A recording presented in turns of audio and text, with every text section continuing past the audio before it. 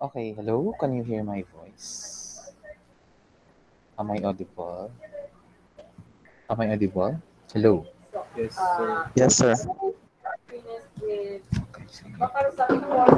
Okay, so my discussion for today is about um, tangent and normal to a curve. Tangent line and normal line to a curve. So this is actually parang review lang yan NEU analytic geometry.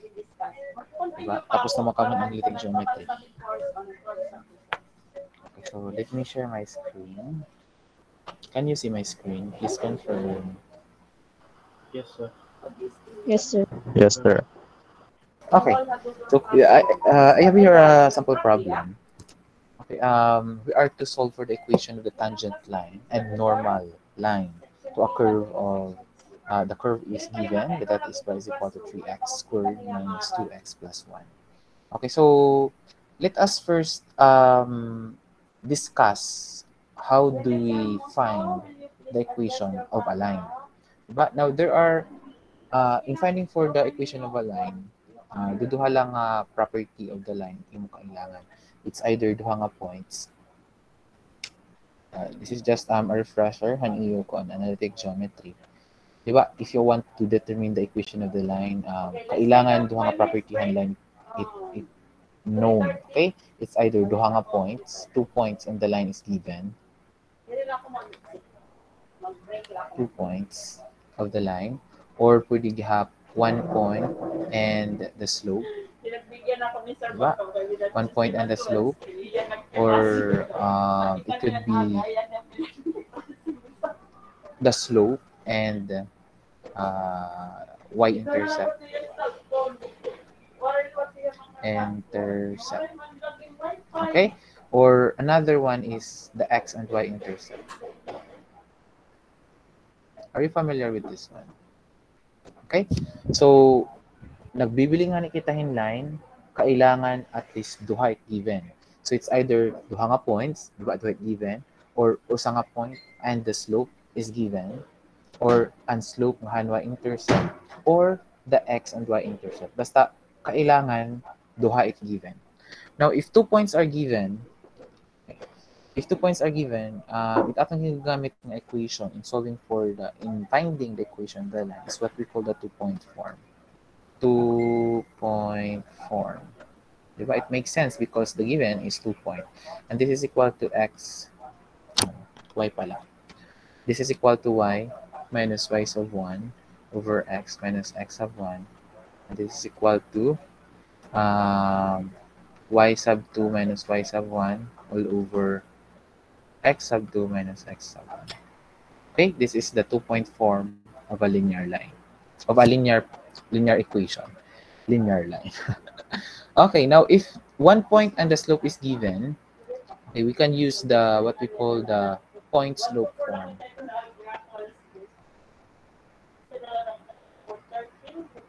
Okay, in point slope form, this is y minus y sub 1. This is equal to m quantity x minus x sub 1. Diba? Kasi na?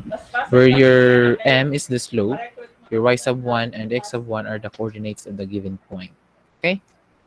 And if the given naman is the slope and the y-intercept, masahin nila. This is the points slope-intercept form pala. Slope-intercept form. Intercept form. Okay? So, kung given nga net slope ngayon y-intercept, ito gamitin nimo pagbilinghan equation han line. This is the slope-intercept form. The slope-intercept form is given by y is equal to mx plus b. Where your m again, your m is the slope, your b is the y-intercept. Okay, b is your y-intercept. And the last one naman is if the given are the x and y-intercept, we will use the intercept form. Okay, so the intercept form, these are, the intercept form of equation is x over a plus y over b. This is equal to 1. Okay, that is the intercept form. So, amo ini, okay? when we are solving for the equation of the line, amo lang ni kailangan duha nga properties, duha nga parameter it kailangan. Okay, so depende kung ano it given, madepende to kung ano it given, kung ano tim pipilion. It's either the two-point form, point slope form, the slope intercept form, and the intercept form. Okay? Now, looking at the equation here, looking at the given, example number 23, we are to solve for the equation of the tangent and the normal curve. The normal line pala. The normal line to the curve. The curve is given at point 1, 2. So, you are given with a point here. Diba? Given kahin point, okay, so it's either two-point form or point slope form. You cannot use the slope intercept form here and the intercept form because no intercept is given of the line. Di ba? Waray given nga intercept. Given nila is the point. So it's either these two. Okay? But you cannot look for another point because obviously you don't know kung ano ang line. Di ba? So diri ka makakabilihin another point. You are left up with this one, the point slope form. So what you should do here is you already have the point here um, where the two lines that we are going to solve, the tangent and the normal line, is passing, di ba?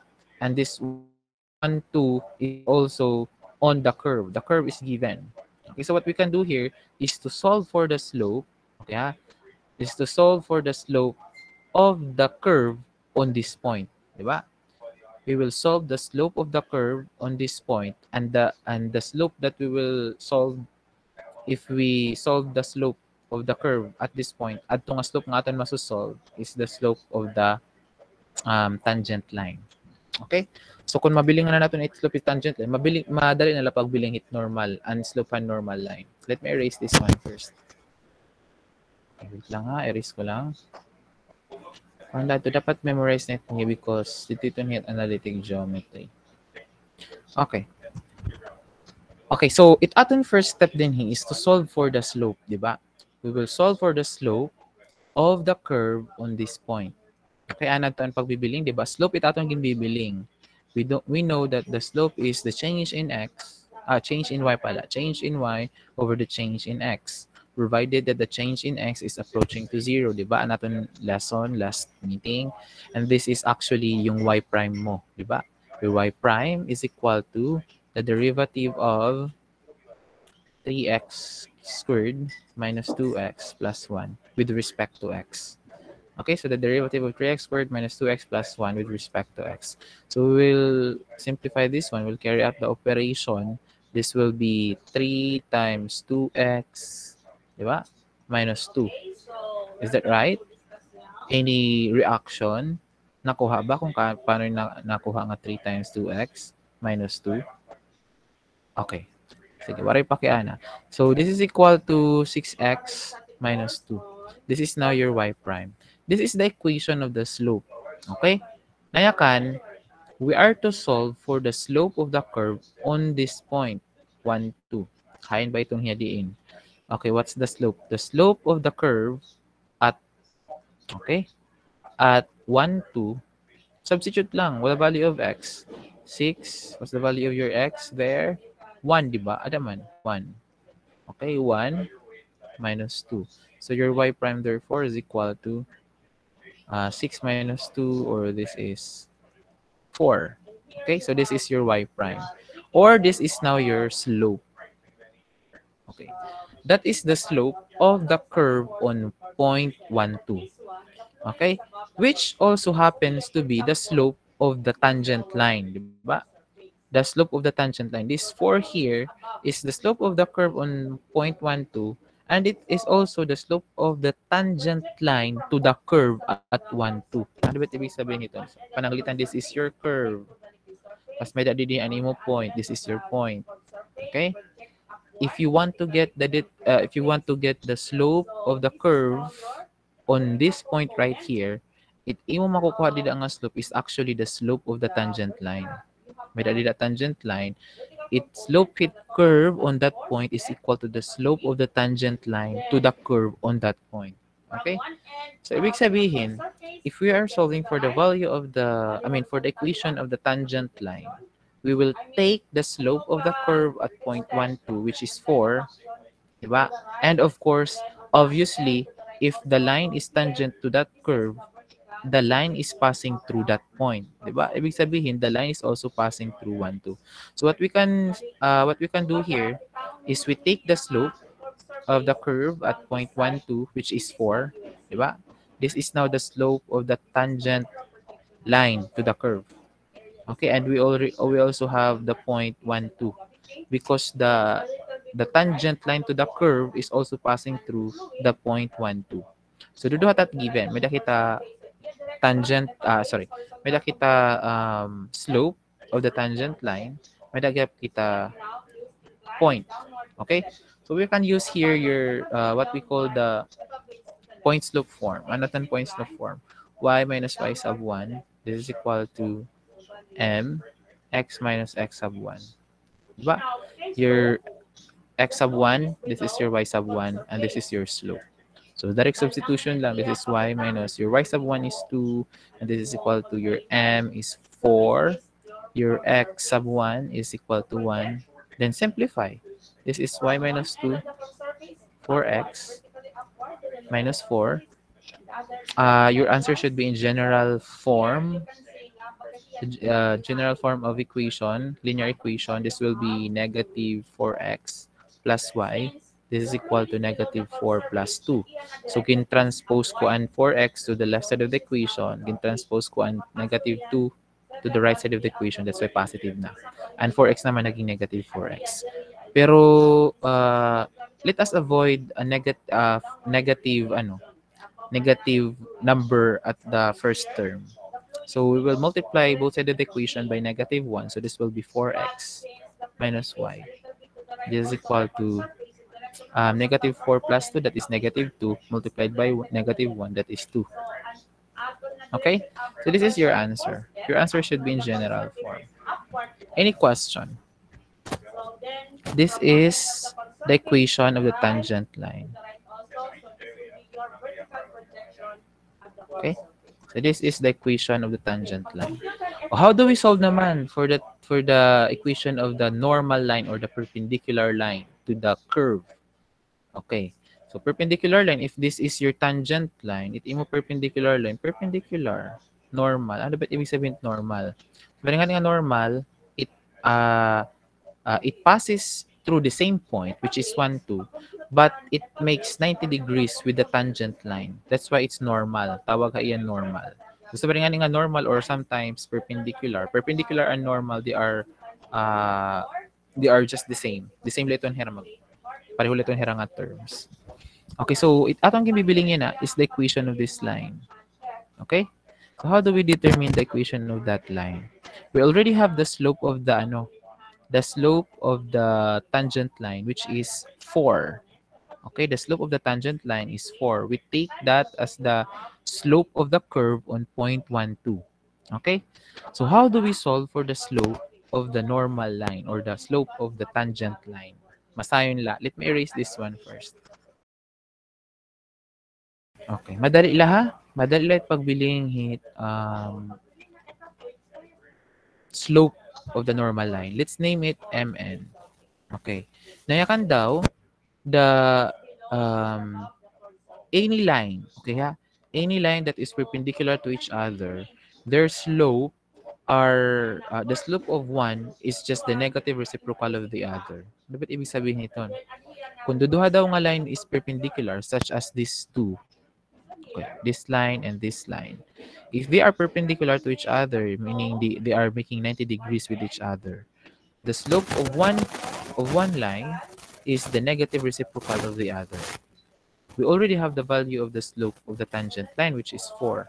Nayakan daw, if the normal line is just 90 degree, it makes 90 degrees with the tangent line. Mas rin kita, this is just the negative reciprocal of the slope of the tangent line. Di ba? The negative reciprocal of the slope of the other. So you can solve for your value for your MN. And this is equal to negative 1 over your MT, or the slope of the tangent line is given, that is 4. Oh, may ka na MN. This is now your slope. Diba? But this is not yet the final answer. Kaya ang papabiling is the equation of the curve. Of the line pala. Ang papabiling is the equation of the line. Okay? Luckily, the same that line, the normal line, is also passing through the point 1, 2. Diba? So, yun na. May kaduduhang given. The slope and the point. So, same lang ang ating gagamitin, point slope form. That is y minus y sub 1. Sorry. M minus y minus y sub 1 m x minus x sub 1. So you have here your y sub 1 is 2. This is equal to your m is negative 1/4. X minus your x sub 1 is 1. Okay? Let's get rid of the denominator of the fraction. You have here 1/4. Let's get rid of 4. So multiply the whole equation by 4. So you will end up with 4y minus 8. This is equal to negative x minus 1. Okay? And simplifying this further, this is 4y minus 8. This is equal to negative 8 plus 1. Sorry. Bakit 8? Negative x plus 1. This is negative x plus 1. Okay? Then, expressing this equation in general form, you have to transpose x to the left side of the equation. This is positive x plus 4y. This is equal to pera ba? 9, di ba? So this is your equation. Okay, so this is now the equation of the normal to the curve or the normal line. Any question so far? May pakiana? Naintindihan ba? Di ba madagmit la? Masayon la? Masayon la, di ba? Hello? Medj, sir, medj.